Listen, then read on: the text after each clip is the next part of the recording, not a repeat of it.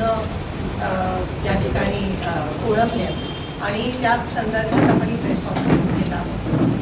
ह्या प्रेस कॉन्फरन्सच्या सुरुवातीलाच मी ह्या राज्याचे मुख्यमंत्री आणि तथा गृहमंत्री यांचा मी राजीनामा मागत आहे. कारण का जे महाराष्ट्रात घडलं काही दिवसापूर्वी एका लहान चिमुकलीचा त्या ठिकाणी बलात्कार केला गेला, तिची अतिशय वाईट पद्धतीत हत्या करण्यात आली. पॉक्सोच्या अंतर्गत हा गुन्हा आहे आणि जो तो नराधम आहे तो अजूनही त्याला सजा आणि शिक्षा झाली नाही आहे. शक्ती कायदा लागू केला असता तर 15 दिवसात त्याला खरं तर फाशी झाली पाहिजे ही आमची मागणी आहे. त्या उलट काल मुख्यमंत्र्यांनी जल्लोष साजरा केला, पेढे वाटले आणि ह्याच्यावरून स्पष्ट होतं की मुख्यमंत्री असो प्रधानमंत्री असो BJPचं प्रत्येक कार्यकर्ता किंवा मंत्री असो आमदार असो खासदार हे फक्त इलेक्शनसाठीच काम करतात. ह्यांच्यासाठी इलेक्शन पुरती सगळं आहे. इलेक्शन पासून दिवसाचा प्रारंभ होतो आणि इलेक्शन घेऊनच दिवसाचा समाप्ती होत असते. ह्यांना लोकांचं जनतेचं एका लहान पुरोगामी महाराष्ट्रात एका लहानशा चिमुकलीवर एवढ्या वाईट पद्धतीत अत्याचार होऊन हत्या होते. तुम्ही खरं तर त्याची आठवण ठेवून त्याची जाणीव ठेवून जल्लोष साजरा नसता केला आणि म्हणाला असता की तिच्यासाठी आम्ही जल्लोष करत नाही तर थोडं तरी तुम्हाला काही माणुसकी आहे असं आम्हाला वाटलं. पण त्या उलट तुम्ही पेढे वाटले, जल्लोष साजरा केला, जाहीर केलं. त्यानंतर तुम्ही उद्घाटनाचे कार्यक्रम घेतले. काही माणुसकीच राहिली नाही आहे ह्या महाराष्ट्राच्या मुख्यमंत्र्यांमध्ये असं मला कुठेतरी वाटतंय आणि म्हणून त्यांनी नैतिक जबाबदारी स्वीकारून राजीनामा त्या ठिकाणी दिला पाहिजे. कारण का ही एकच घटना नाही. आज आपण सोलापुरात बघतो मागच्या 3-4 दिवसात जवळजवळ 5-6 दिवसात 10 मर्डर झाले दिवसा आणि ते पण काही शहरी भागात काही ग्रामीण भागात दिवसा मर्डर झाले. कुठे तुमचं प्रशासन, कुठे लॉ अँड ऑर्डर, कुठे गृहमंत्र्यांना जर गृह खातं हाताळता येत नसेल तर स्वतंत्र एक खातं पोर्टफोलिओ निर्माण करा, द्या कोणातरी जबाबदारी. पण तुम्ही त्या उलट जल्लोष साजरा करताय. एका मुलीवर बलात्कार झाला, लहान 3.5 वर्षाची चिमुकली, एका नराधमाने बलात्कार केला, डोक्यात काठी मारली, तिला दातकिळी बसली आहे, बघवत नाहीयेत, अंगावर आमच्याच अंगावर शहारे त्या ठिकाणी येत आहे. त्या नराधमाचा फोटो बघितल्यावर असं वाटतं की ह्याला तिथेच काहीतरी करावं. त्यांचे नातेवाईक आहेत ते म्हणतात आम्हाला ते आमच्या ताब्यात, आम्ही कायदा हाती घेतो. म्हणजे डोक्यावरनं पाणी गेलंय. आज एवढी कोलॅप्स झाली आहे आपल्या महाराष्ट्रात लॉ अँड ऑर्डर सिच्युएशन. प्रशासन उभं असताना प्रशासनाच्या समोर या घटना घडतात. प्रशासनाची पण सगळ्या बाबतीत मिलीभगत आहे.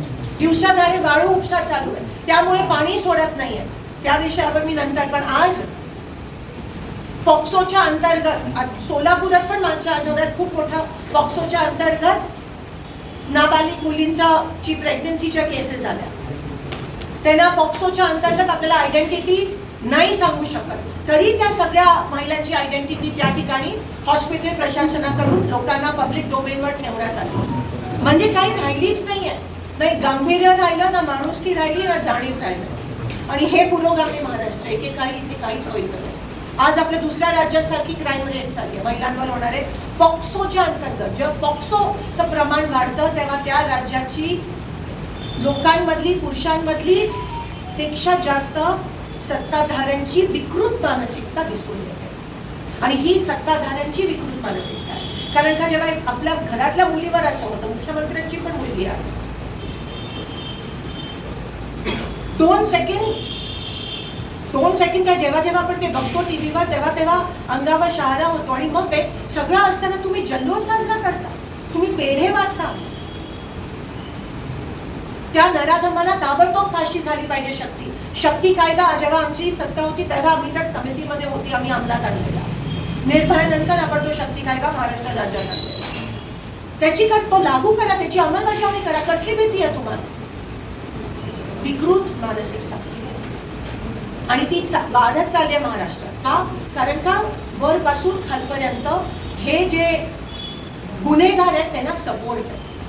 तुम्ही ठाण्याचं पण बघा, अनेक मी तुम्हाला सांगू शकतो आणि मग करतात काहीतरी, खरात असतील, हे असेल, विकृत मानसिकतेला वाव मिळत आहे सत्ताधाऱ्यांना.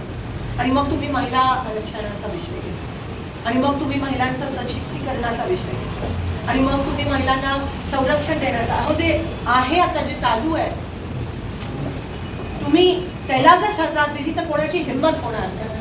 पॉक्सोचे अर्धे केसेस रिपोर्ट होत नाही, कारण का नातेवाईकांकडून केले जातात. हा सुटला तरी कसा मला सांगा. ह्याच्यावर 2 ते 3 केसेस आहेत पॉक्सोच्या.